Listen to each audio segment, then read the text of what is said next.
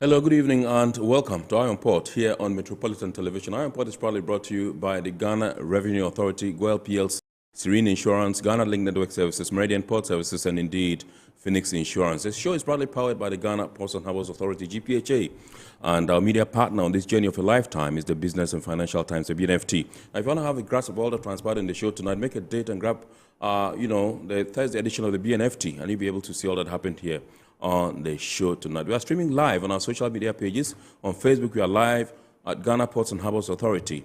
Ghana Ports and Harbours Authority. Still on Facebook, we are streaming live at Port of Tema. Port of Tema, and on YouTube, we are live at Iron Port Ghana. Port Ghana. Now we're going to be getting interactive with you, and so all you have to do is sit back, relax, grab your phones, and then send us your messages and comments ahead via our dedicated WhatsApp line, which is 0559 019 177, 0559 019 177. Now, when the time is ripe and I pick signals from the production team, we shall activate the phone lines for you to call in and contribute to the discussion. My name is Kennedy Mona. We are going for a quick break. When we return, we'll continue the show. Please stay with us.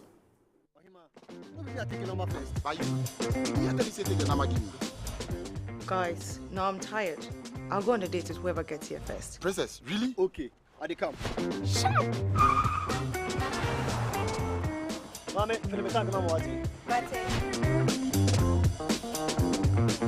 Boss, fill my tank with Super XP Raw 95. Fill up with Super XP Raw 95 and Diesel XP high performance products from GOIL.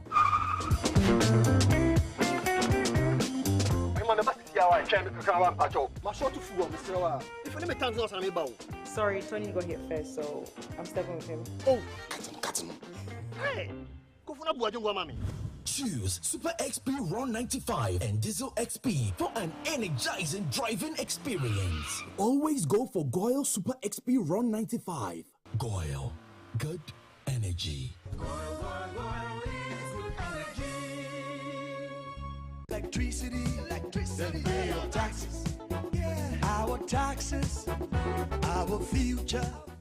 Because you see, without our taxes, we wouldn't have good roads, good schools, better hospitals, street lights, and other very important social amenities. When we pay our taxes, we give our children free and quality education. Talga, my money too small. Why should I pay my tax? Look, small. Salifo, it doesn't matter how small or big your business or income is, you still have to pay your taxes. The little taxes from each and every one of us, when put together, could give your community clean water or that deprived school with tables and chairs. Please pay your taxes. It is your responsibility. It is your civic duty. It is the law. Impressive factory. If only I had listened to you, I wouldn't have been in this mess. That devastating fire virtually wiped out the whole factory and my warehouse. Remember my misfortunes last year? Serene Insurance Asset All Risk Fire policy that I took were there to pay for my damaged stocks in the warehouse, and my machines that were affected by the floods have been replaced. My accident vehicle is back on the road thanks to Serene Insurance motor policy. Currently, my goods are on the high seas covered with their marine cargo insurance policy. I was just telling Ajima about Serene Insurance. Oh, Ajima, tell him more. As a road contractor, I make sure I do my contractors all risk insurance for the projects, and then workers' compensation for all the workers on site. With Serene Insurance, they will make sure they will cover your unknown tomorrow today. Serene Insurance, a new face of insurance. Call us now.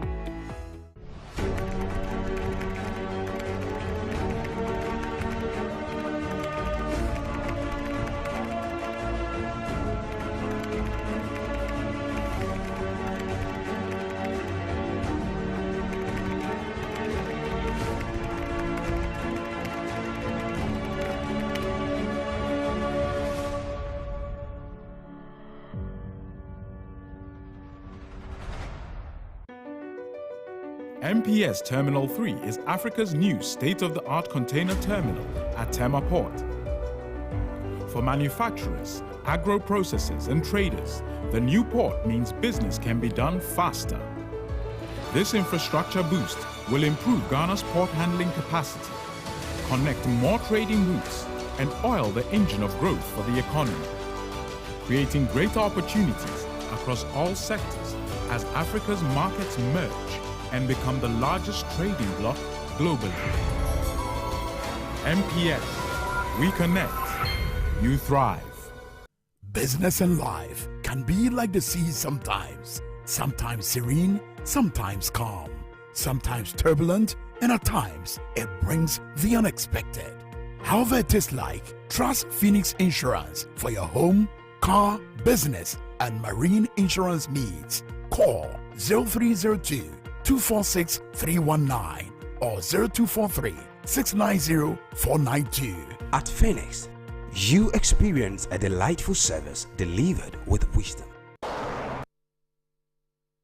All right, so welcome back. It's now time for us to take a look at happenings in the port and shipping industry in the course of the week. And indeed, in the course of the week, the President Nana Addo Dankwa Akufo-Addo had cause to commission some 15 gantry cranes, state-of-the-art post-Panamax gantry cranes in the port of Tema, that's at the MPS terminal. We'll bring you details of that particular story, plus the fact that the Ghana Maritime Authority, in conjunction with the International Maritime Organization, also organized a knowledge-sharing workshop here in Ghana, in the capital Accra. We'll tell you what we know about that. The International Maritime Hospital, IMA, is also raising awareness about preterm births. And indeed, the interdepartmental games of the Ghana Ports and Harbours Authority has resumed post-COVID. Let's take a look at these stories and more.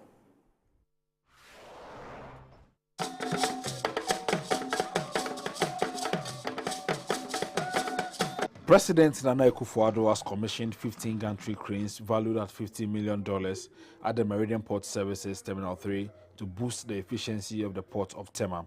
Additionally, President Akufo-Addo cut the sword for the second phase of the Tema Port Expansion Project, which would add 270,000 square meters to the existing capacity of 1 million square meters.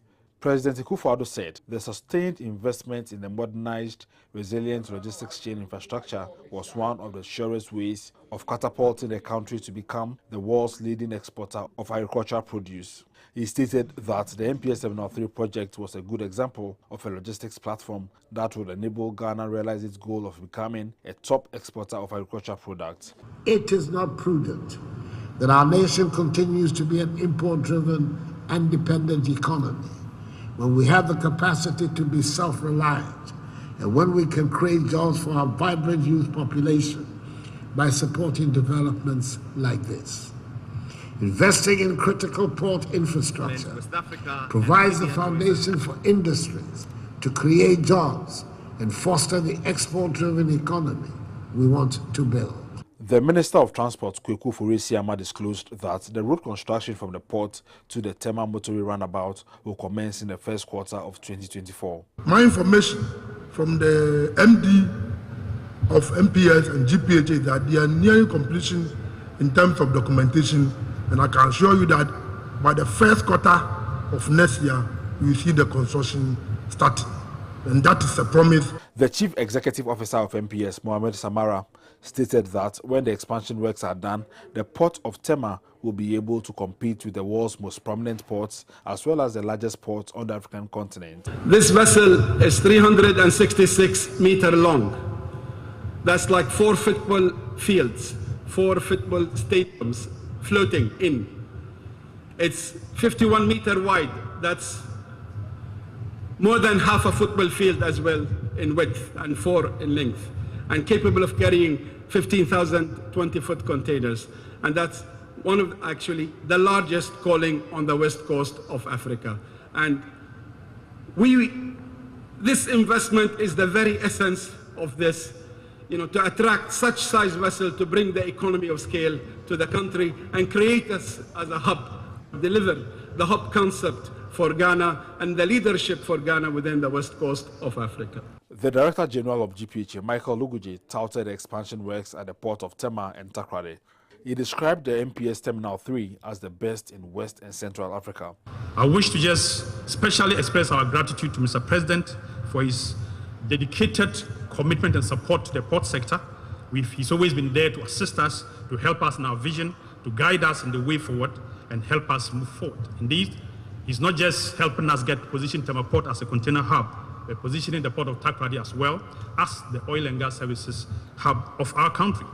He was with us last December in Takrady, where he cut the sword for our oil and gas services terminal, which is progressing very well. He helped us to commission another container terminal in Takrady, and of course, state-of-the-art bulk terminal in Takrady. The bulk terminal, I'm happy to mention, is breaking records in terms of the ship size it is handling, and the record time it is able to deliver cargo. There were solidarity messages from two of the shareholders of MPS. Ghana is a great hub for the region.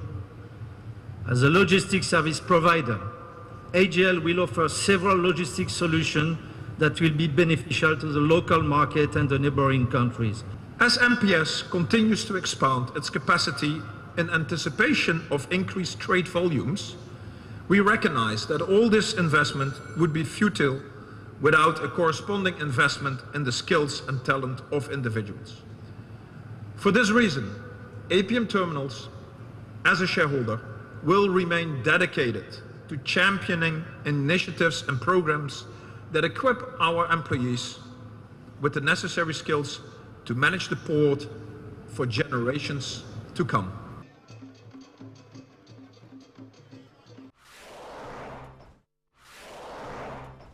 The Ghana Maritime Authority, in collaboration with the International Maritime Organization, IMO, has organized the 4-day knowledge sharing workshop. The aim of the workshop is to develop a knowledge partnership mechanism for the development of cooperation activities in the maritime fields and to share IMO's mobilization strategy and ultimately identify needs and seek possible cooperation activities. Speaking at the workshop, the Deputy Director General of Finance and Administration at the Ghana Maritime Authority, Yao Akosa-Intwi, said the collaboration between the IMO and Ghana reflects a shared commitment to fostering knowledge exchange, enhancing maritime safety, and promoting sustainable practices in the shipping industry. The IMO's Knowledge Partnership Workshop, according to him, provides a unique platform for stakeholders to come together, share insights, and collectively work towards innovative solutions that will shape the future of maritime governance and operations in the sub-region. This workshop provides a unique platform for donors to understand the specific needs and demands of recipients, allowing for more targeted and effective assistance.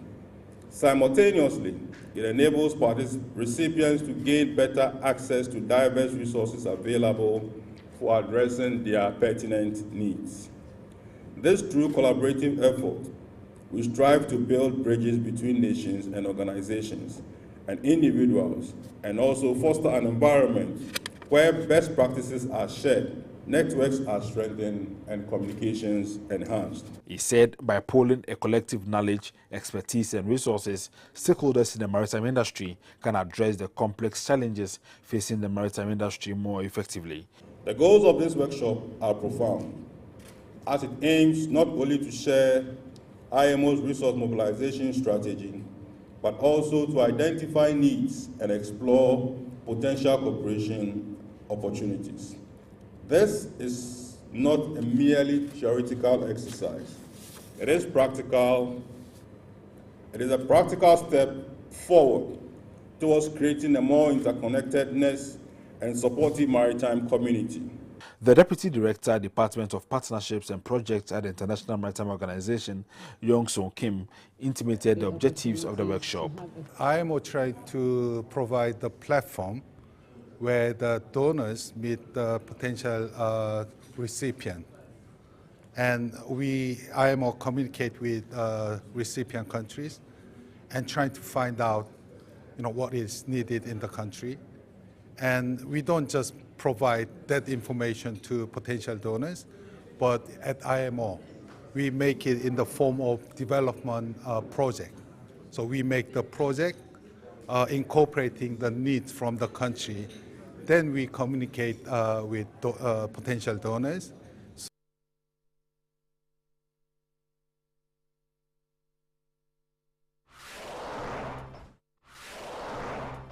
Premature births occur before 37 completed weeks of pregnancy, and 1 in every 10 births are considered to be preterm. Premature births are one of the major causes of newborn mortalities. However, the International Maritime Hospital says this phenomenon can be alleviated with increased education. To this end, IMA assembled clients of the hospital, including families of surviving preterm babies, hospital staff, and other members of the public last Saturday to help them appreciate how little actions can provide better outcomes in premature births. This meeting coincided with the World Prematurity Day, celebrated on the 17th of November each year. Resident pediatrician at the International Maritime Hospital said the hospital has an enviable combination of medical professionals and health facilities to treat premature births. IMA has the neonatal intensive care unit, which is well equipped with all what we need for preterm care or for the care of babies who are born preterm. We have incubators, we have radiant warmers, we have CPAP, we have phototherapy. We have well-trained pediatric and neonatal nurses. We have doctors, pediatricians like myself, who help make the health care of these babies very good and very easy for their parents. At the end of the day, management of the hospital outdoor the play area for children at the pediatric ward.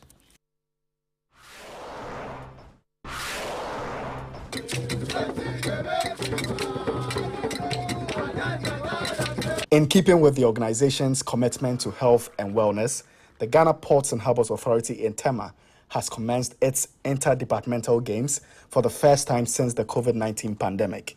Held at the GPHA built near J. Krakow II Sports Complex in Tema, Newtown, the games saw participation from all categories of staff of the authority in Tema. The various games included football, sack race, ludo, oware, cards, tug of peace, draft and eating competition. The various departments at both the port and headquarters were grouped into 12, with the fire and safety team emerging as the overall winners and the security and mechanical engineering departments placing first and second runner-ups respectively. Director of Port Sandra Opoku revealed during her congratulatory remarks that the games will be held next year. Oh yes, next year when we meet again, we'll have more ladies and more participation. Yes. This is the first time in many years, and yet the numbers have been really, really impressive. And so congratulations to all of you, and thank you to the marketing team for putting all this together.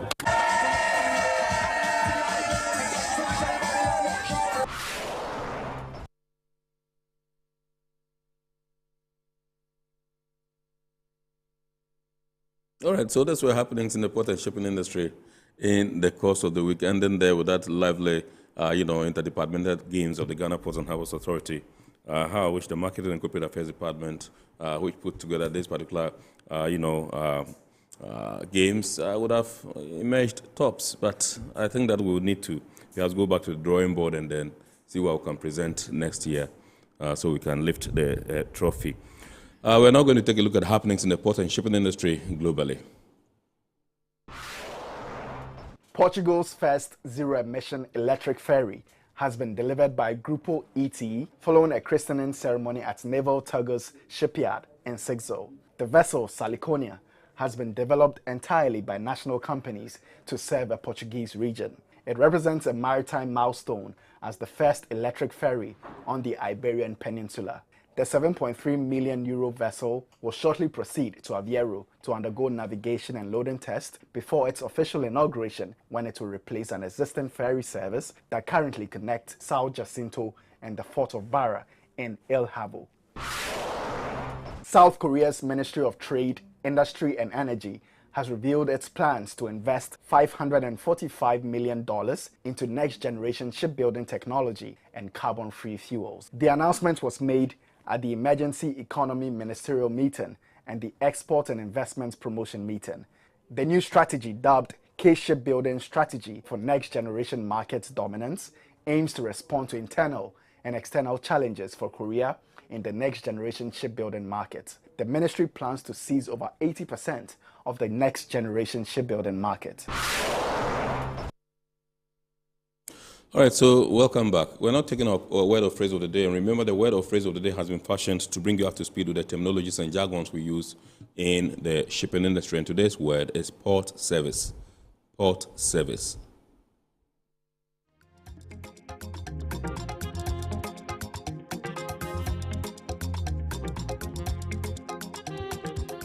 Port services refer to the range of services provided to ships and cargo in a port, such as towage and stevedoring.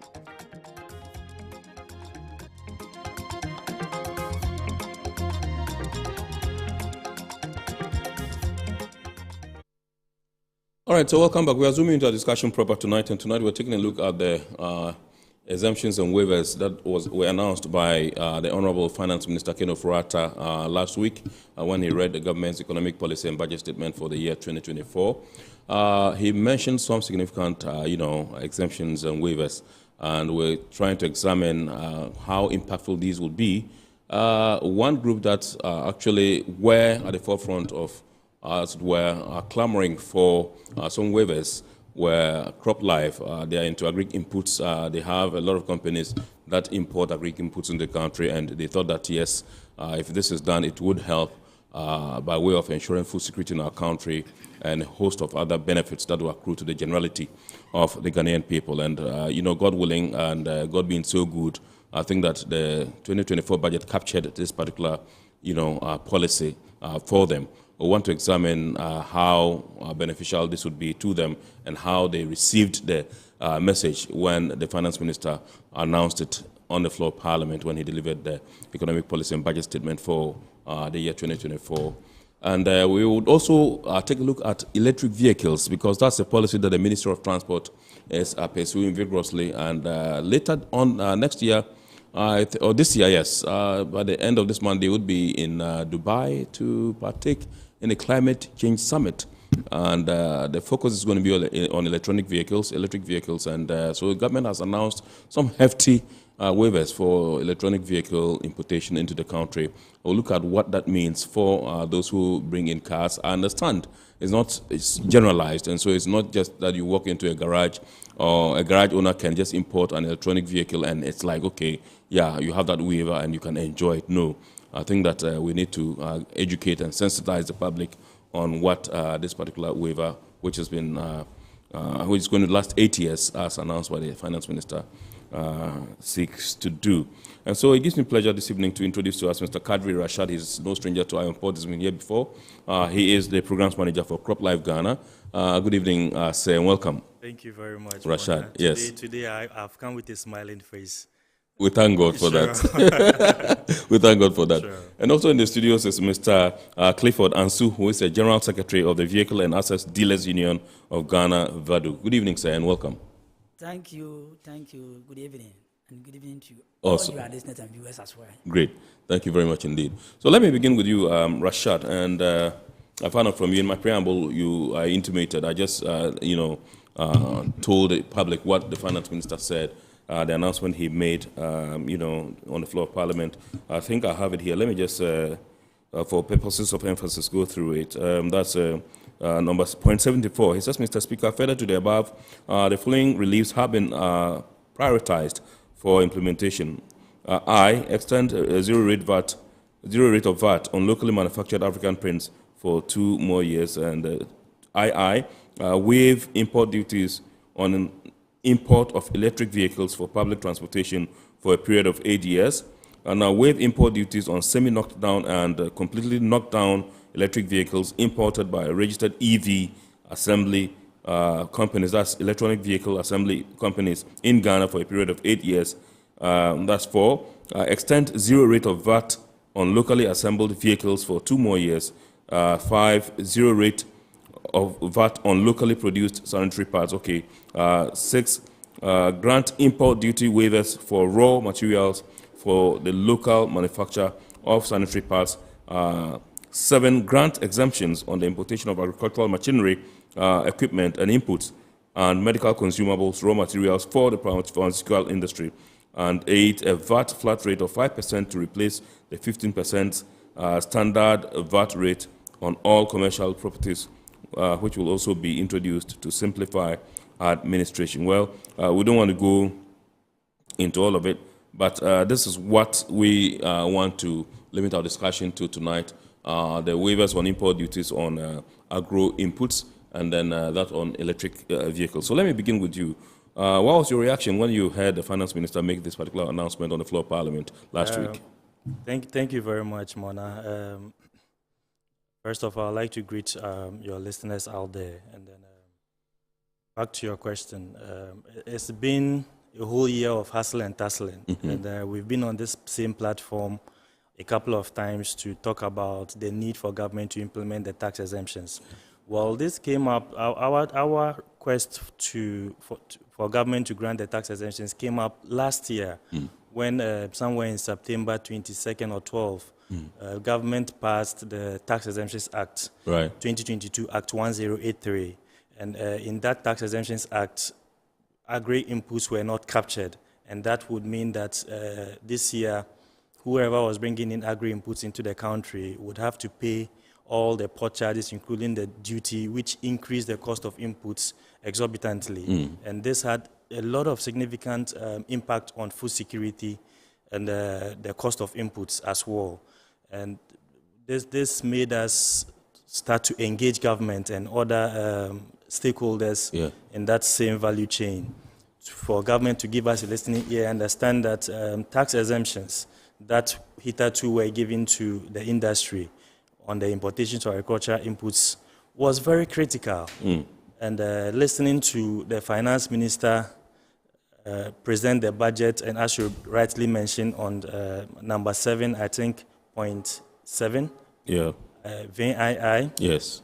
He has mentioned that they will give tax exemptions to agri-inputs, and this came, this was like music to the ears of us and then the majority of the importers across the country. Majority of your companies? Yes. CropLife, how many companies do you have under your belt? Currently, CropLife, we have about 23 companies and still counting, and all these companies are into manufacture, importation and distribution of crop protection products and fertilizers as well. Crop protection products, as we know, are pesticides. Yes. And they also import other agri equipment such as machinery, seeds, and other tools as such. So this was really music to the ears of our companies, and then all those into the agricultural value chain, because they know how significant this is going to be, a game changer in the food security initiatives of this country. This has become very important because if you just in June this year, government launched the Planting for Food and Job Phase 2. Yes. And as it is, agriculture in Ghana here contributes to about 38.3% of the workforce. Yes. You know, and that is huge. 38.3% of the workforce. And it's contributed to about 20% of GDP for the last 6 years, from 2017 to 2022. So that shows you how significant agriculture is in the economy of Ghana. And before you can achieve all these things, inputs has to be given priority. Right. When input is accessible and available, then you can increase productivity and then achieve the food security that we've all been looking out for. So what you say is that your members can heave a sigh of relief with the announcement by the finance minister. Yes, we can breathe a sigh of relief, but we are not stopping there. Oliver Twist will always ask for more. Yes. The government has made commitments to granting these exemptions. We will laud government in that respect, because a government that listens to its citizenry is worth commending. Right. And we'll take this platform to also commend government for listening to our plea. And also, I think this platform has been very helpful because we've been here a couple of times, and through these platforms, government has listened to us and then has given us attention. Awesome. Awesome. Thank you very much. When I return to you, I would want to find out from you whether you've taken steps since you heard the announcement to follow up and know when this particular policy is taking place. We know it's in 2024, how soon it will be in 2024, and then, you know, when exactly, how it will be done, as it were, and all those ones. Whether you've taken, you know, time to follow and get all these details so that you stand in readiness to benefit from it. But let me come to Mr. Ansuji and find out from you. First of all, I know you want to give us some education.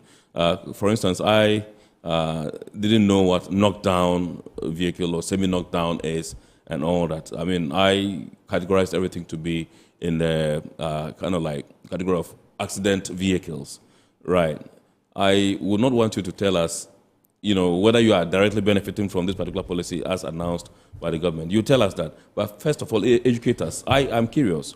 I want to know what a semi-knockdown vehicle is and what a knockdown vehicle is. Thank you very much, Mr. Mona. Yes. Let me see a very for those of you who don't know, Mr. Asujabo was my mate in the university when we were doing our first degree. When we sat in the same class. Thank you. We did a lot of things together. Thank you for that of your compliment. Right. So let me say good evening to my VADAC members across Ghana. Yes. and more specifically my colleagues also at my workplace. Can you see first that to be precise? Right. Yeah, Krantin, Abiku, Richard, and Alice. Let me say good evening to them. You're giving them funds. Good. You pay. Anyway. Yes. When you get there, we shall see. All right. Thank you very much.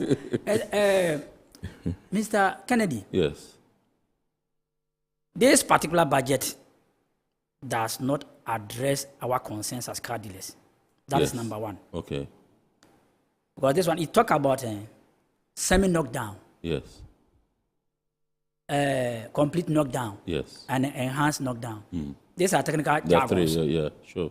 Unless they take their time to explain to you. And I even wonder That's why you are here to educate us. Good. I even wonder why Minister went to Parliament this time to talk about this. I'm saying this because already those who have registered under the Ghana Automotive Development Agenda or Program, whatever kit that they bring into this country, they don't pay any tax. That is known fact. They don't pay any tax for any equipment that they bring. They don't pay tax for any kit that they bring for this project. So my minister says that, we are going to give them 8 years, additional 8 years. It means that he should have, told us that, we are extending the facility that we're giving to the people. But if you say you are going to waive this exemption, it means that somebody who does not know will say that, the government has done well. Meanwhile, you've not done anything. It is already there. Okay. Since these assemblies came to this country, they've never paid any tax for whatever that they import. Okay. Good. And SKD... But the emphasis, remember, is on electric vehicles. Good. The emphasis remains on electric vehicles. That is good.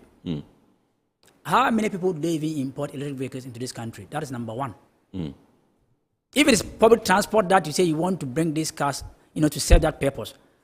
Already, yes, but it's captured. You said for buses, for carriage of people, yes. Good. It was captured, yes. Good. You see, those of us in the industry, we welcome everything that government talked about, but sometimes we want it to favor the masses and not to just favor some few people. That's our concern, right? The electric vehicles, already we have people who even have them. I mean, the saloon ones and other ones, they have them in the country. And they know how best even to do their charging and all that. But if you want to bring something as a public transport, then it means that you must, put so many things in place. The last time that we met Minister of Transport, they asked us what input or what we think that, which area do we think that can be factored going forward as far as when this program comes on. So your association was consulted? Yes. Okay. And we told them that, in fact, we are all Ghanaians. We've traveled from Accra to, the northern part of Ghana. We know how bad our roads are. We travel from Aflao to Elibo. We know how bad our roads are. If this is what government wants to do, then they need to expand our road. They need to give us a better road, because these electric vehicles are not like the engine vehicles. Because for them, if you are working on them, their situation is very complex. So if you don't take time, it will end you somewhere that you will later even regret. So we need good roads. Number two, we need people who have knowledge when it comes to mechanical aspects of in case there's a fault. Because no matter what it is, human beings, we even fall sick, let alone vehicles and cars. No matter what it is, if they are on the road, they'll get fault. So when they get fault, how are we going to maintain that? That is point number two we made to them. Number three, we also talk about the charging point. We must get facilities that will be doing this charging, because they are basically on electronics, electricals. So if there's a fault or there's something, you need to charge before you can continue the journey. Number four, our energy situation here in Ghana too is not, stable. We cannot beat our chest and say, we are 100%. We are not 100%. Sometimes you'll be there watching your television at home, but the light is off. They say, So we need to look at all these things. So when they ask us, these were the contributions that we also put before them. Fine. And in fact, they were all happy because it's good that when you are bringing something to people and the people that you are bringing the thing to come to you and give how they want the thing to move. Yeah. It will prepare your mind and prepare your ways to do whatever will help them. Yeah. Good. So, if finance minister has come out today to say that, we are waiving this, we have given tax waiver on this electric vehicles. Electric vehicles. Have you first of all done what is needed, or you only just came in to make the announcement? So this is an announcement to some of us. But Cliff, you made mention of the fact that how many people in Ghana have electric vehicles. Now, don't you think that this particular policy is one that seeks to encourage people to bring in more of EVs, electric vehicles? Oh, you see, the thing is that we do not condemn that electric vehicles are very bad. That is not what I'm saying. But what I'm saying is that we know, no matter what it is, there will be a time electric vehicles will take over. But it's not up to the time. But now, what preparation are we preparing ourselves to meet what is ahead of us? That is our point. Prepare yourself adequately well before the problem comes. But here in Ghana, we are very, very good when it comes to drafting of policies. We will sit down and draft a very genuine, beautiful thing, good English. Let's go to the implementation and see what they will be able to do. That is where the problem is. So this is what we are talking about. But not that we are saying the electric vehicles are not good. No. Yeah. Now, it's like a man who has, given a date, preparing himself that is going to adore his child, adore a ceremony. Meanwhile, that man too has never impregnated any woman. So what are you going to adore? To adore. So what we are saying is that the government is not ready and the government hasn't been prepared. But it just came in that, I have to go and prepare something and present something to them. You see, I said that on the 4th of last month, we were invited to Minister of Finance for a meeting. And that meeting, was that budget will be coming in November. So we should give our input, whatever that concerns us as vehicle dealers. We told them that, fine. If today invited us... Which ministry invited you for Minister of Finance. Okay. So we went there and they asked our concerns. And we told them that, in fact, at the moment, what we are facing, the challenge that we are facing is the duty. There are so many tax components that at least government should look at it and scrap some of them. Like the COVID levy that everybody knows that COVID is no more. What is the COVID levy doing? It should go off. But it did not capture in this budget. Special import tax. We said they should remove it. Special import levy. Yes. It's tax, huh? Yes. Okay. They say no, it's okay.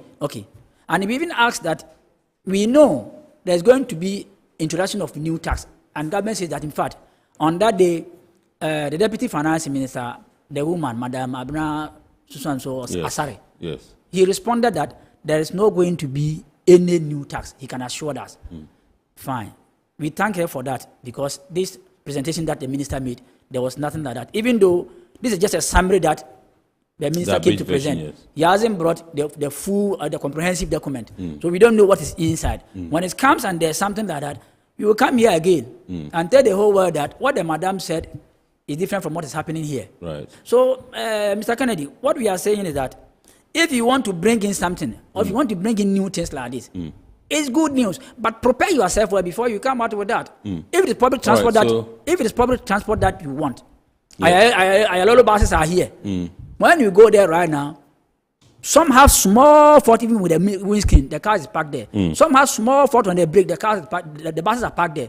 Some have small fault on their tire, the buses are parked there. Why don't you repair them? Why don't you do them good? And then bring them on board. Because last time I was listening to watching the news, television news on the other network, I've forgotten the network, but if I make a research, I'll be able to find out. What people were saying is that the people in charge of that vehicles over there were saying that, there are yellow buses, they did not create roads for those buses. Instead of them creating the bus lane for them, they didn't create the bus lane for them. That is why they are parked there. If you give these answers to these problems at this time, then it means that you are not on top of issues, right? Let us prepare ourselves very well and then bring it. But in fact, as a matter of fact, when we were invited, like I said, to the finance ministry, we thought that this particular budget is going to serve us good. But this particular budget, that's your people, the yes, automobile dealers. Yes. Okay. If I'll be Vehicle honest to assets. myself, Yes. this is uninspiring budget that I've ever witnessed so far. We don't do things like that. President Akufo-Addo, we went to him before the election 2020. He assured us that, I've come in to help and revamp your businesses because I know in opposition, I was talking about duties. Vice President, His Excellency, Dr. Mahmoud Bawumia, came to me. I even organized a mini rally for him 2 times.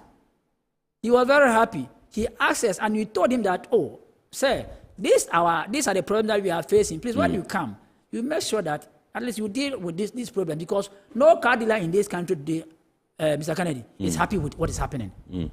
When you go to fine, I'm very happy that you even showed Tema Harbour before we began the discussion. Yeah. When you go to Tema Harbour today and they give you football, you can be playing there the whole day. There will not be any container. Why? Because we are not able to pay the taxes that are now imposed on us. They are too many and they are too harsh.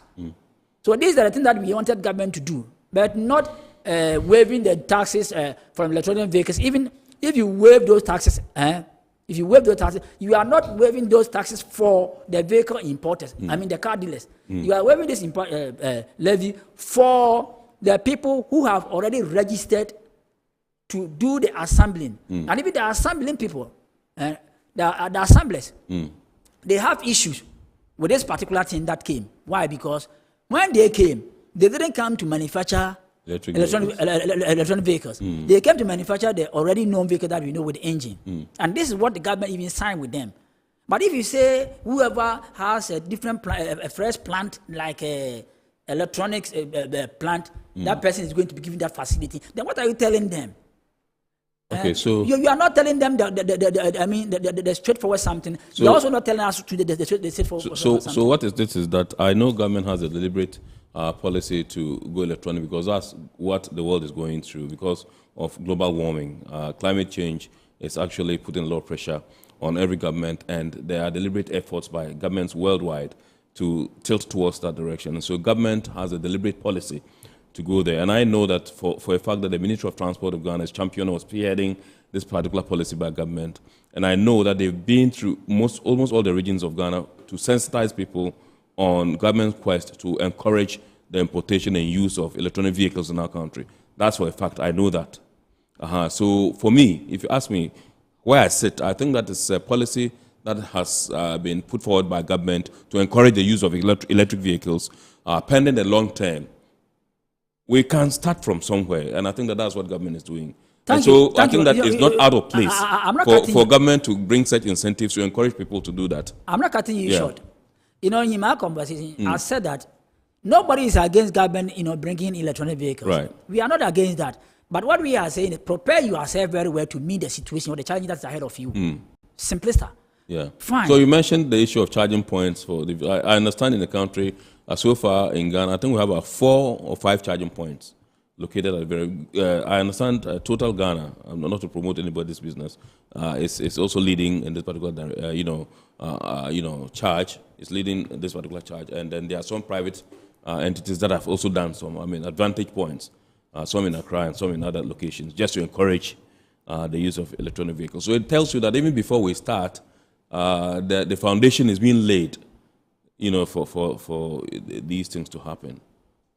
You see, we know that and we understand that. You see, you are not a dealer, but you've been able to, make all this research and come out with this. Yes. Let alone the dealers. We have more information than perhaps you may have.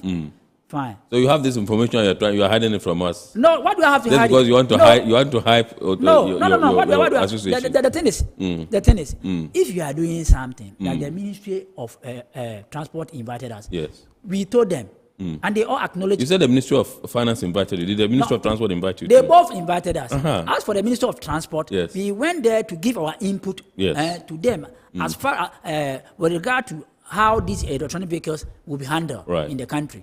But for the finance ministry, we went there just to give them our input also in the budget. So they're separate issues, right? Now, if you come to the electronic vehicles that we are talking about, it is not only Accra or Kumasi that are going to operate these vehicles. We are talking about countrywide because we want to promote just because the climate situation. Yes. When you are using a vehicle, the electronic vehicle, the carbon emission is 0. So we know that it will not give us any smoke and all that. Absolutely. Fine. Number 2, when you are driving the the electronic vehicle, it doesn't make any noise. When the car is even behind you, you will not even see that the car is behind you, right? Fine. And all these advantages we know are there. But it is not like you tell the people that we are giving waiver. Listen, you've told the people that we've given them waiver, that those who are going to import under this particular program, if you should have explained further that, oh, the waiver that we are giving are going to benefit the assemblers, vehicle assemblers in this country, and those who have registered, we will not have any problem. But the news out there is that, oh, today when we are importing an electronic vehicle, you will not pay any tax because government has... But you don't blame the Ministry of Finance for that because they have stated explicitly what they want to do. They are explicit. If somebody hears it and jumps at it and takes it and runs with it, misconstruing or, misinforming people about it, that's not the ministry's case, is it? No, it is the ministry. The thing is... Because it is stated in black and white, explicit, that these are the categories of companies that are going to benefit from this. And so if somebody picks it and generalizes it, do you blame the ministry for it? Why won't I blame the ministry for it? Who brought that information, first of all, into the system? I don't know. Somebody don't know. The thing is, what I know and what you know is different from what somebody somewhere also knows. Right. Okay, I think you've spoken for long, Uncle Cliff. Let me go to Rashad and come back to you. When I told you, when I began, I told you to educate us on semi-knockdown, knockdown, and you even mentioned advanced knockdown, something. Enhanced knockdown. So when I come back, please, let's stay with that and educate us on that. Thank you. So I told you when I come to you, Rashad, you tell us whether you've taken time to gather information on how this particular policy announced by government for 2024 is going to be implemented, how it's going to be done, and when it will kick off. Before I get to that, prepare your members in readiness. Before I get to that, I mean, your discussion with Cliff brought out certain things that I want to lay bare. Right. In my earlier submission, I mentioned that earlier in this year, like June, government launched the Planting for Food and Jobs. Yes. And as I said, AGRIC plays a lot of role when it comes to economic development in Ghana. Right. And for the past 15 years, Ghana's food security and initiatives has been anchored on the Food and Agriculture Sector Development Policy, the FASDEP 2. Yes. And under the FASDEP 2, there have been programs and initiatives in the medium term that will enhance food security. Right. And one of such initiatives under the medium term FASDEP 2 policy is the PFJ. Right. And the objectives of this PFJ is to create employment, especially among the youth. Right. Increase production and productivity, promote exports, and then reduce import dependency, substitution. Right. So reintroducing the exemptions at this time is going to help government to achieve this policy under the FASDEP 2 and then promote food security as we all are aware. What's the FASDEP? What does it mean? Food and Agriculture Sector Development Policy 2, yes. And that is the bigger agriculture program that we are working under, government is working under, and it's a 5-year plan as we are here now. And back to your question. Yes. Before I even ended my first submission, I did mention that like Oliver Twist would always ask for more, you know. The Tax Exemptions Act still exists. Which was launched last year. That's the Act 2022-1083. And we still want to push government to include agri-inputs explicitly in the Exemptions Act. Right. Because once it's not included, so that we don't come back the year after again to talk about exemptions again. Because now government has agreed through the Ministry of Finance to grant these tax exemptions for agri-inputs. So as Oliver Twist, who still, we appreciate government's commitment towards the exemptions, and this is going to have a very big impact on food security initiatives as we speak, heading towards next season. But we will still engage government so that this will be included in the Exemptions Act, so that moving forward, we wouldn't have to come back again to talk about exemptions. Now that the government has shown commitment to granting these exemptions, yes. Before the exemptions were taken, hitherto, companies who are bringing in agri-inputs would have to apply through the Ministry of Agric at the Plant Protection and Regulatory Service Department, PPRSD. Yes. You have to apply to the ministry, and then the ministry, through the Ministry of Agric, then you apply to the Ministry of Finance for these tax exemptions. Usually it takes like 2 weeks maximum, and then these exemptions are being granted. So hopefully, now that this is the 2024 budget, most of these companies, this season has ended. People are already taking stock, and they're making provision to bring in new agri-inputs for the next farming season. And this exemptions or this commitment by government will influence to some level the quantities of agri-inputs that will be brought into the country next year, and then the prices as well. So we'll still follow up with government, and then to be sure that we follow through with the exemptions to make sure that it's part of the Exemptions Act. This has been long coming, yeah? Sure. Okay, so let me find out from you, if you would walk us through the struggles. I know you did a lot of work, visiting the ministry, those ministries, as it were, clamoring for this, asking for this, disappointments and all that, until this eventually happened. If you can chronicle, how the road has been. I know it's been quite turbulent. It's been a long walk to freedom, if I'll borrow some words. And you concur, we've been on this platform a number of times. And I would reiterate that this platform has really given us the leverage and then the voice for the stakeholders and then the ministries to hear and then respond to our plea. Great. We thank God. We've also, thank you so much. At the beginning of the year, we started off with a number of press engagements to draw the attention of stakeholders and then the government to understand the consequences of the removal of these exemptions on food security. Little did we know that it will. But before you continue, I must commend you. You look so fresh. I don't know whether within this these 4 days of the announcement, it's been a relief. You've heaved a huge sigh of relief. It's been a relief. Yeah. And if you can recollect, in our first engagement, I told you I wasn't really smiling. Yeah, that's true. But sure. today, you mentioned that. Yeah. The nerves are all calm, and then it's all for God and country. Because what we were seeking for wasn't only for us, but for the general good of the people and then the farming populace as well. So in our struggle, it's been a roller coaster. We've met with the Parliamentary Select Committee on Agriculture, the chairperson. We've met with the Minister of Agric, and during that time, that was when there was a transition from Akoto to the current minister, Brian Echampong. And within that transition, we had to stay and wait for a substantive minister to be appointed, then we can go forward with our plea again. And within that window, that was when the agri calendar set in most part of the country. And it already had a toll on cost of inputs and production. So when the minister was finally sworn in, we met him, and then he gave us a listening ear as well. Prior to that, we met Dr. Brian Champion, and I'll commend him as well because he gave us a lot of commitments and then promises, and this has really come true. I also use this platform to commend the Agric Minister, Dr. Brian Champon, for staying true to his words. We met with the Deputy Agric Ministers as well.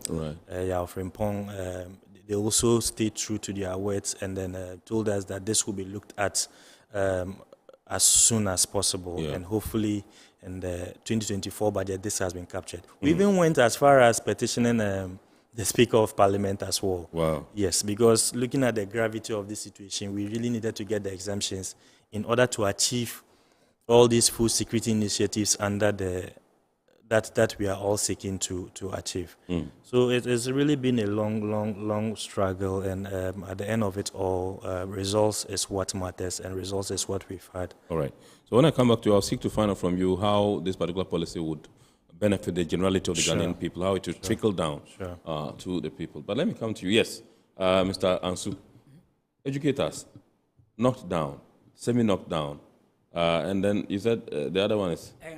Enhanced knockdown. Yes.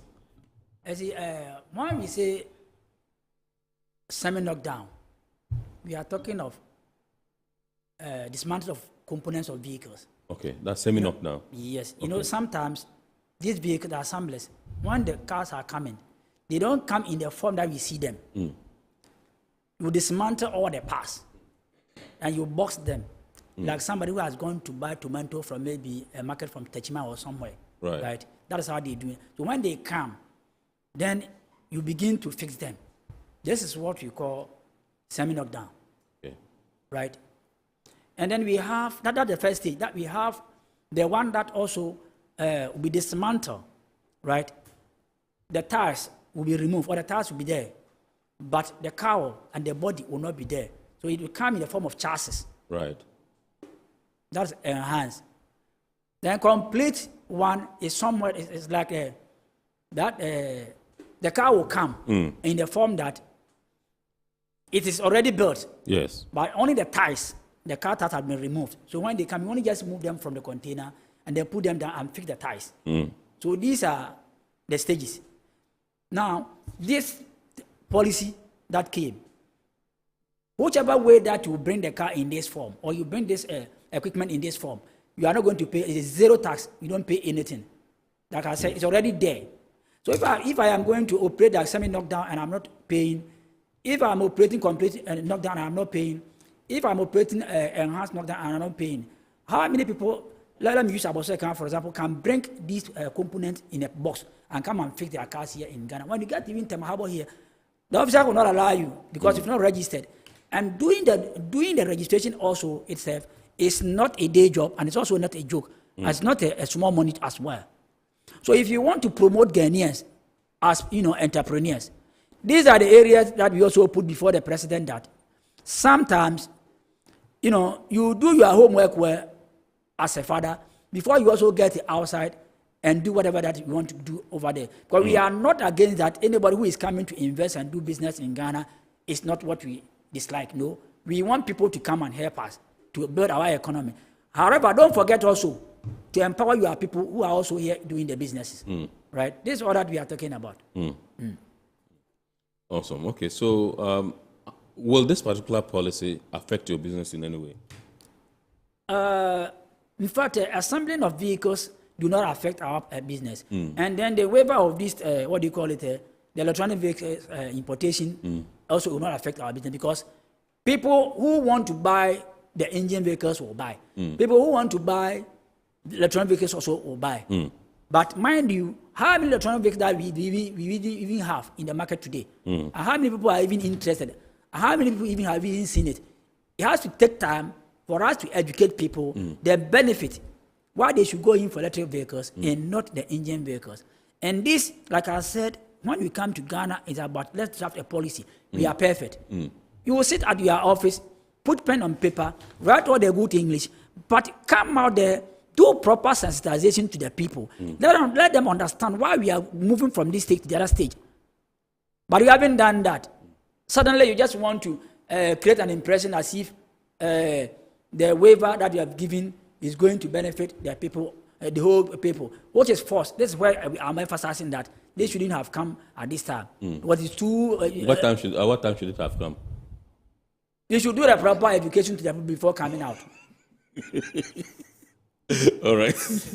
But I told you that the Ministry of Transport has done sensitization all over the country. Minister of the Transportation. And you even alluded to the fact that they called you. You alluded to the fact that they called you to go and make inputs. No, the thing is, they invited us. They asked for the input. We gave the input to them. And they also said that we will be coming again. Yes. So it is when you meet a small group of people, right? Yes. You haven't done anything. Ghana is not for only you are the leadership. You are the leadership. I know. But the thing is, we the leadership, you only met us, right?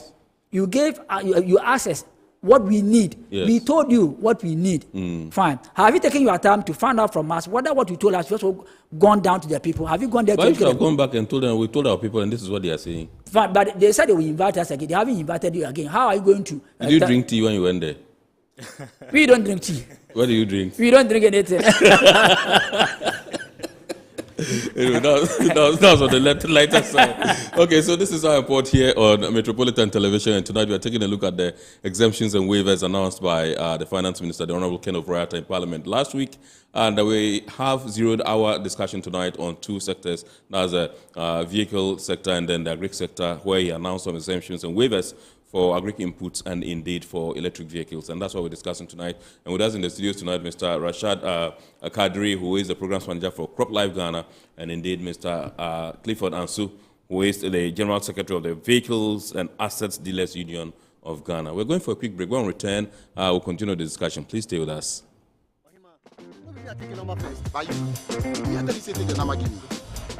Guys, now I'm tired. I'll go on a date with whoever gets here first. Princess, really? Okay, I come. Shut up!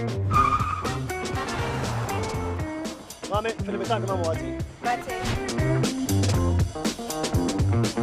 boss, fill my tank with Super XP Raw 95.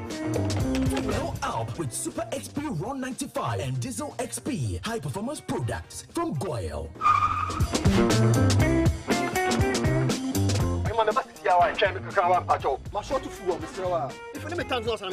Sorry, Tony got here first, so I'm stepping with him. Oh, cut him. Hey, go for mommy. Choose Super XP Raw 95 and Diesel XP for an energizing driving experience. Always go for Goyle Super XP Raw 95. Goyle, good energy. Electricity, then pay your taxes. Yeah. Our taxes, our future. Because you see, without our taxes, we wouldn't have good roads, good schools, better hospitals, street lights, and other very important social amenities. When we pay our taxes, we give our children free and quality education.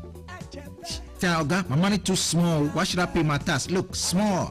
Salifo, it doesn't matter how small or big your business or income is. You still have to pay your taxes. The little taxes from each and every one of us, when put together, could give your community clean water or that deprived school with tables and chairs. Please pay your taxes. It is your responsibility. It is your civic duty. It is the law. Impressive factory. If only I had listened to you, I wouldn't have been in this mess. That devastating fire virtually wiped out the whole factory and my warehouse. Remember my misfortunes last year? Serene Insurance Assets All Risk Fire policy that I took were there to pay for my damaged stocks in the warehouse. And my machines that were affected by the floods have been replaced. My accident vehicle is back on the road thanks to Serene Insurance motor policy. Suddenly my goods are on the high seas, covered with their marine cargo insurance policy. I was just telling Ajima about Serene Insurance. Oh, Ajima, tell him more. As a road contractor, I make sure I do my contractors all risk insurance for the projects and then workers' compensation for all the workers on site. With Serene Insurance, they will make sure they will cover your unknown tomorrow today. Serene Insurance, a new face of insurance. Call us now.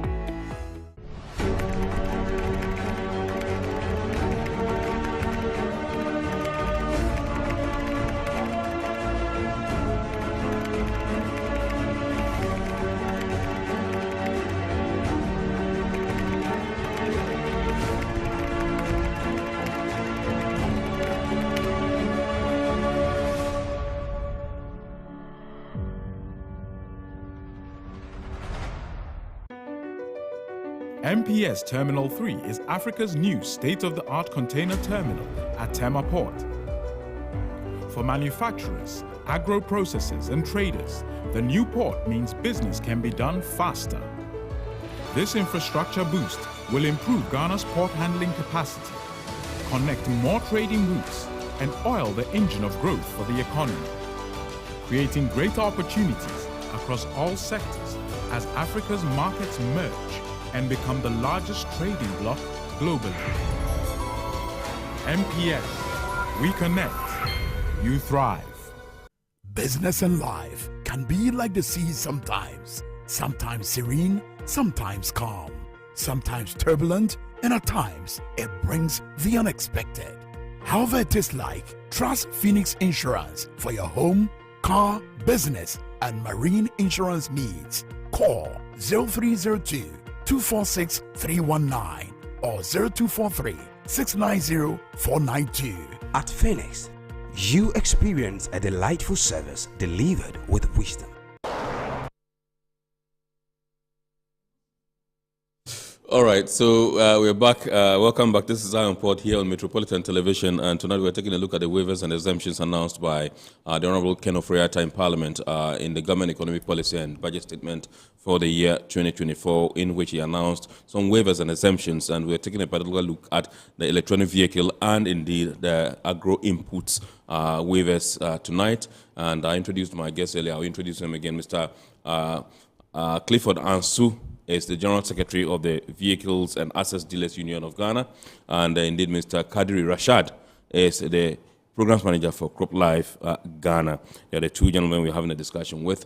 I've been told by the production team that we can activate the phone lines for you to call in, and the number to dial is 020-552-8353. You can call in now and let us hear what you have for us as far as this particular topic is concerned. We shall be going inbox and share the rest of your messages with the rest of the world. But let me come to Rashad before I come to Mr. Ansu, who engaged us, vigorously and quite, strongly behind the scenes while the break was ongoing.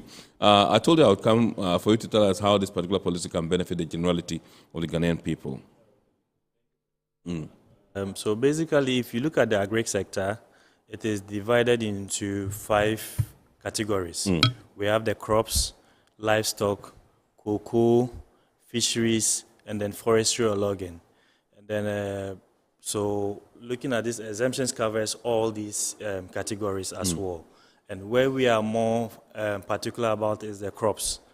For instance, as I mentioned, the cost of inputs. Yes. Last year or this year, without the exemptions, for instance, a company imported a 40-footer container without with exemptions previously. They paid 25,000 Ghana cedis. Right. But when the exemptions were taken off, the same 40-footer, they paid close to 110,000 Ghana cedis on the same 40-footer. So you can look at that difference. Yeah. The huge difference. Yeah. So what it only meant was that difference was going to be added into the cost of that crop protection product or that fertilizer or that agri input. So if an input was, let's say, a cost of a bottle of pesticides was somewhere 20 cedis, 25. Right. It skyrocketed to over 100 cedis. And towards the end of the farming season, farmers started complaining about the cost of inputs. Right. And then a lot of them had to downsize their farm sizes, reduce the number of inputs that they used in terms of quality seeds, and then crop protection fertilizers as well. And this had an effect on production. So now that these exemptions have been granted, moving into the next agriculture or farming year, definitely it's going to have an effect on prices. Prices would come down, and then farmers are going to have access to quality and affordable agri-inputs. Okay. And then a lot of youth will go into agriculture as one of the objectives of the Planting for Food and Jobs. Right. We are going to look at increasing production and productivity. A lot of the products that we used to import, we can have import substitutions. Right. And then push for this and stop the importation, because the Ghana's import bill on some of these agri products is unimaginable. Right. It's huge.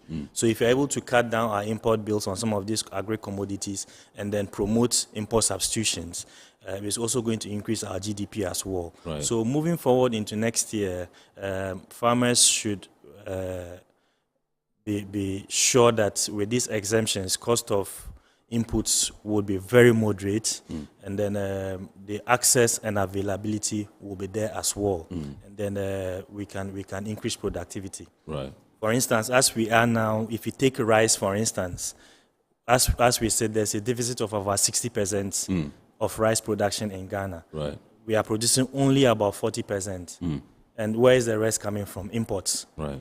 recently, I think India announced that they were going to cut down some export of rice into some countries, including Ghana. And processors and then some of the rice value chain actors started panicking. But this shouldn't be the case because we have the capacity to produce. Right. If the right inputs are given at the right prices, then our food security initiatives will not be far-fetched. Awesome.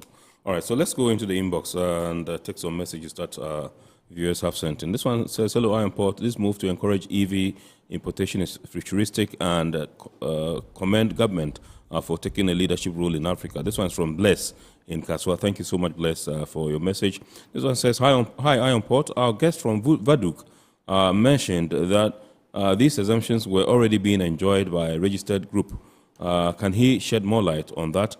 This one is from Kwajo in Edum, Kumasi. Thank you very much. I've already stated that. Yes. The vehicle assemblers that have registered under the Ghana Automotive Development Agenda, yes, the manufacturers, they are enjoying tax holidays. Mm. They don't pay taxes for whatever that they import into this country, as far as assembling issues are concerned, including even the fully unit-built vehicles. When I say a fully unit-built vehicle, I'm talking about a complete car that has already been manufactured. Right. They don't even pay tax for that. Whatever that they bring in, they don't pay anything. If government is now extending, then it's giving them another extension for 8 good years. Right. Okay. Pay. All right. Okay, so this one says, can Rashad educate us on how including agro inputs in tax exemptions act will be done? This one's from Umaru, from Malam. Yeah, so thank you, Umaru, and that is why I mentioned that as Oliver Twist always asks for more. Yeah. Yes, the Exemptions Act was passed last year in 2022.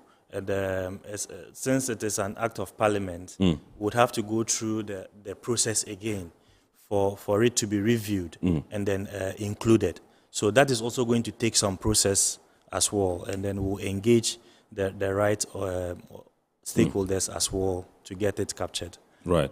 Okay, this one says, as for us, we just hope the price of produce will reduce as a result because things are too expensive lately. Adobia in Accra says, thank you very much, Adobia, for your message.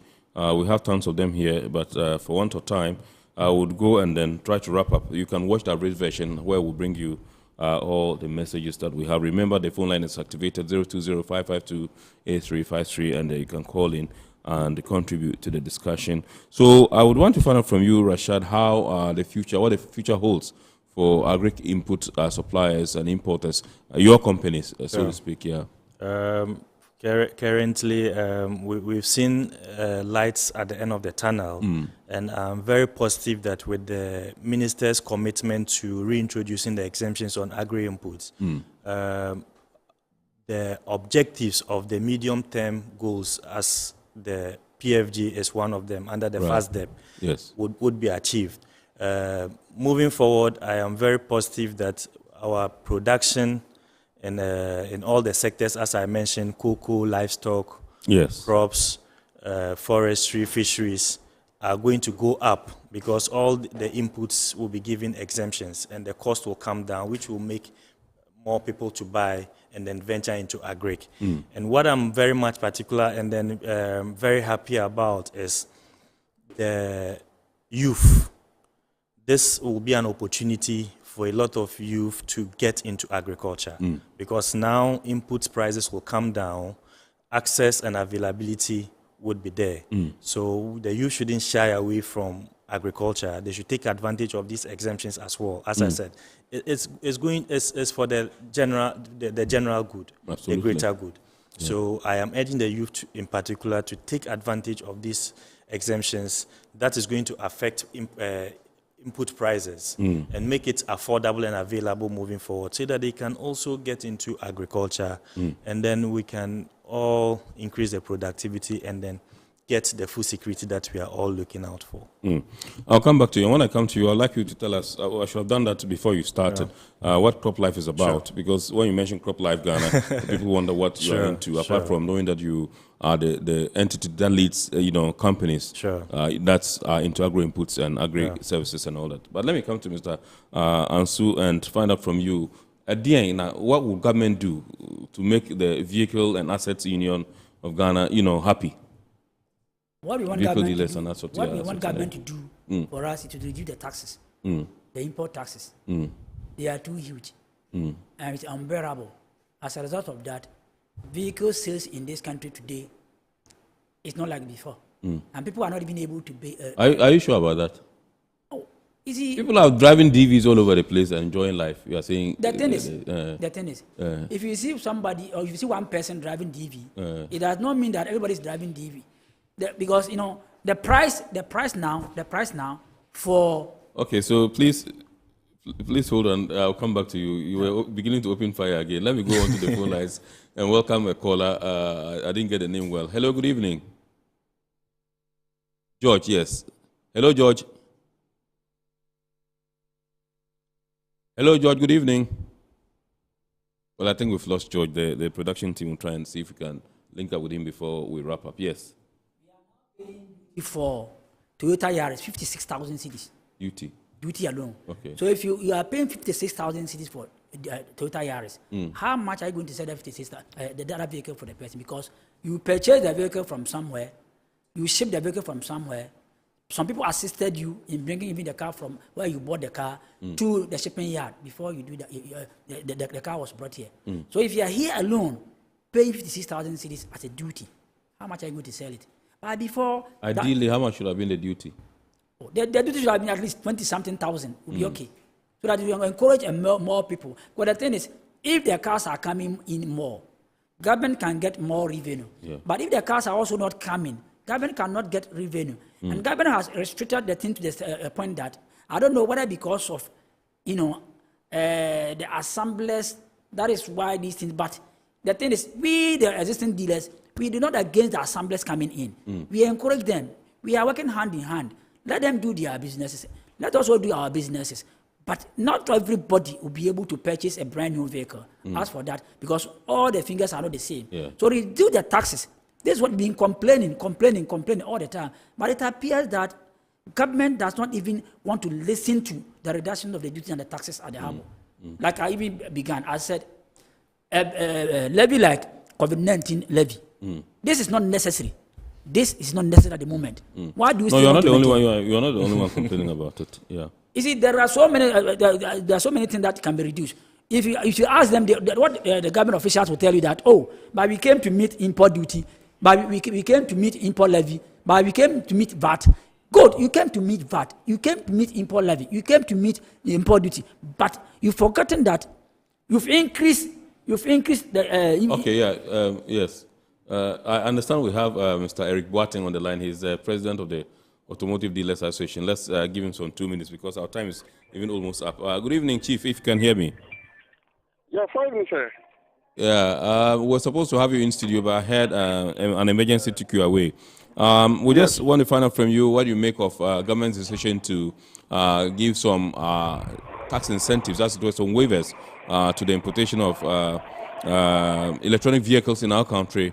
He mentioned semi-knockdown, and indeed my good friend here also mentioned enhanced knockdown, EVs, electronic vehicles. What does that portend for your group? All right, thank you very much. Let me use this opportunity to say good evening to your cherished viewers. Yes, our opposition to this policy which concern our brother or senior General Furata went to Parliament and let the public know what is going on concerning the e-vehicles. Our position is you have waived, that is, from 8 years, the electric vehicles are not going to pay any taxes. But let's go back to we, the second-hand dealers. We, the second-hand dealers, government always calculated the engine capacity for us so that we can use that and pay the duties. So our stand is that while you are waiving 8 years, no tax paying, and we, the Ghanaians, the citizens, you said you are taking 2% out of the 100% we are paying for. And that is very dicey. So all my members are pleading that if we are telling the old dealers in the system, that we should pay 80%, but you, the government, is taking 2% out of what you normally takes from us, then it's something. It means that you want to collapse our business. So that is what we are pleading to the government, that it should come again and then see to it that if it's 40% government is taking and we're supposed to pay 60%, then it will be balanced. But saying that those assemblies, or what you call it, the vehicles, from 1 to 8 years, they are not going to pay anything. But we, the old dealers in the system, he said we should pay 90% on import duty. I mean, it is something we cannot buy it. So that is our position.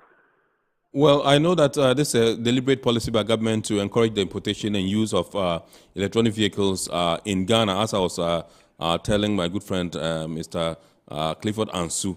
Don't you think that that's what we should be encouraging? Oh, why? You should encourage, but as you said, with this position, it's very difficult for us to say we should consider. It can't be possible, because it means that we want to collapse our business. That's what I can say. We want to collapse our business, because if you said you are taking out of 2% and we should pay 98%, and then the e-vehicles from 1 to 8 years, they are not going to pay anything, then that means it's very dicey. That is our position, that the government should come back again, so that if there's something they can do about it. If it's like 40% and we are paying 60%, we can consider. All right. Means that we, the secondary, our business is at. Okay.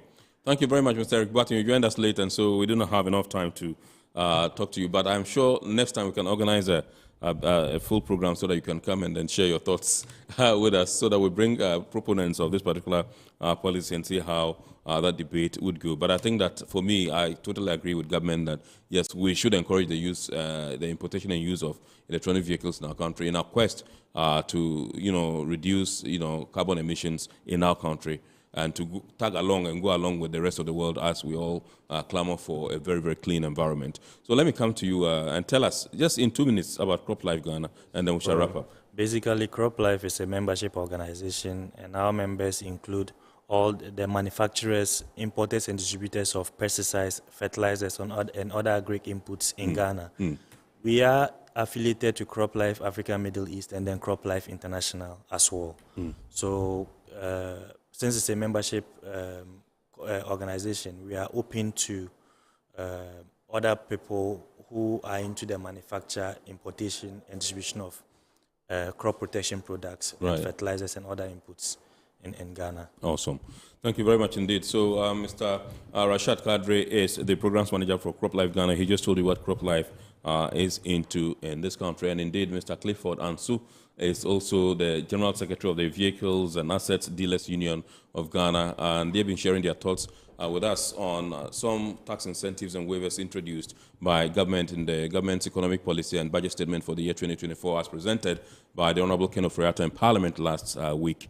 And that's how we wrap up tonight's edition of Our Report here on Metropolitan Television. Remember, the abridged version of the show will be aired on Ghana Television at 8:30 p.m. Wednesday. Make a date and watch that. We want to thank you so much for being a part of tonight's program. Thank you for being our guests. God willing, next week we shall bounce back with another wonderful edition of the show. We wish to say a big thanks to our sponsors, that's Ghana Revenue Authority, GWEL PLC, Serene Insurance, Ghana Link Network Services, Meridian Port Services, and Indeed Phoenix Insurance. We shall bounce back next week. We encourage you to keep watching the rest of our programs here tonight. And indeed, have a super week ahead. My name is Kennedy Mona. Thanks for watching and good evening.